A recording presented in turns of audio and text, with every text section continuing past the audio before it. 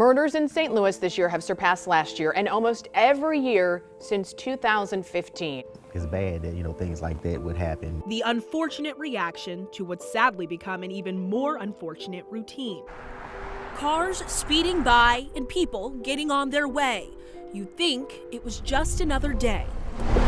But what you may learn if you ask enough people on this stretch of page in North St. Louis is that for many, it is another day with another murder to talk about.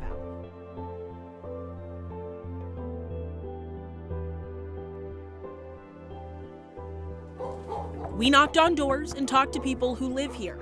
No one wanted to comment on it, saying there isn't anything more to say other than what's been said time and time again, saying the voices we really need right now are the ones with information to help find the people responsible. The bullets flying, shots fired around the corner, the sirens every day up and down the street. It's out there.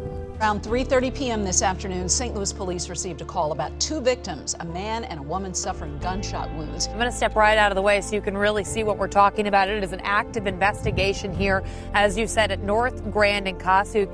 If you take a look, you can see there is a crashed car right there at the intersection of Kossuth and North Grand. This entire part of North Grand is shut down as police are investigating what came out as a shooting call about 30 minutes ago.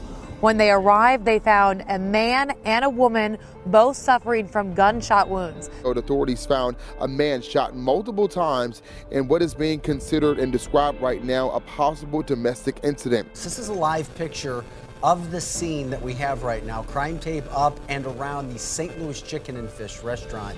We're told a man in his 20s was shot and killed on Page Boulevard near Goodfellow, and it happened just before 9 o'clock. We are also following breaking news in Fairview Heights. It's related to the deadly shooting of a teenager last week. Cameron Dorsey was found shot to death in his garage a week ago. The major case squad already arrested Dominic Wilburn, but yesterday they also arrested Danaeus Macon of St. Louis County. They have not released his mugshot yet.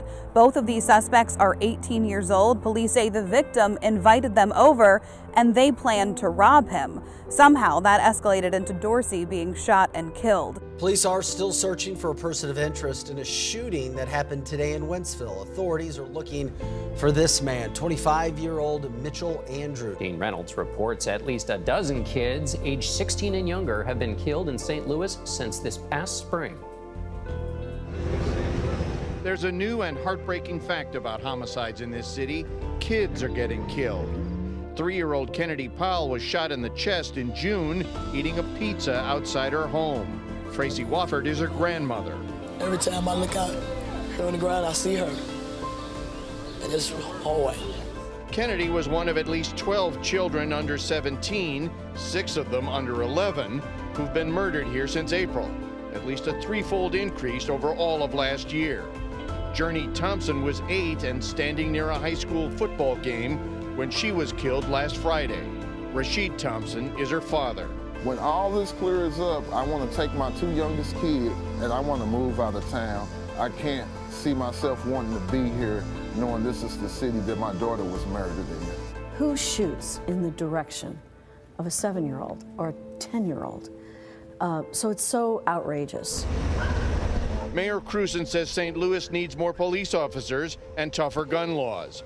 Other than a felon, anyone in Missouri can walk down the street with a gun, concealed or not, without a permit because none is required. You can carry an AK-47 or AR-15, and sometimes people do. It's very intimidating. Now the mentality says whoever's with you, they can get it too. Do you want revenge? No. I want the person to come forward. If you can take my daughter away from me, be man enough to come forth and say you did it. You hurt our whole family.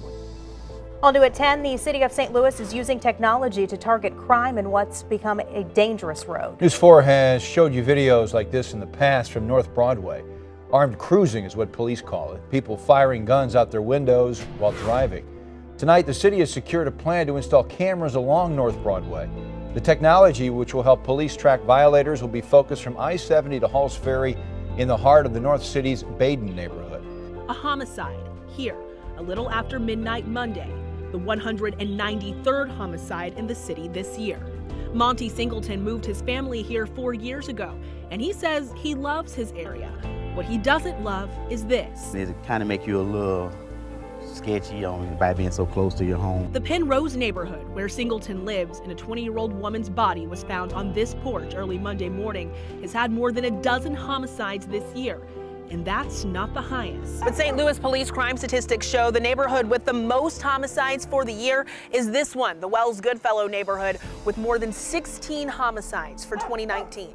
Every single segment of our city is impacted by our out-of-control murder rates. Board of Aldermen President Lewis Reed says he's fed up. We're still on track with shootings year over year over year. This year's 193 homicides surpasses last year's 186. The city had more homicides this year than any year over the past 5, except for 2017 when there were 205.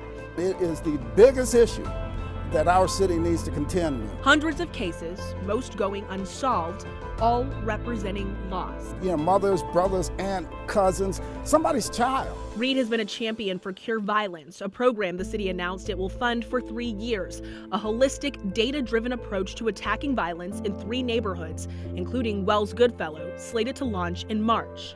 There isn't anybody that can say that what happened this past year was a success, because it wasn't.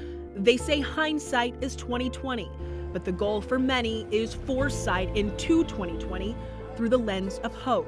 Neighborhoods, they can change. People can change. Hope for better and brighter. I've never given up on hope. Morgan Young, 5 on your side.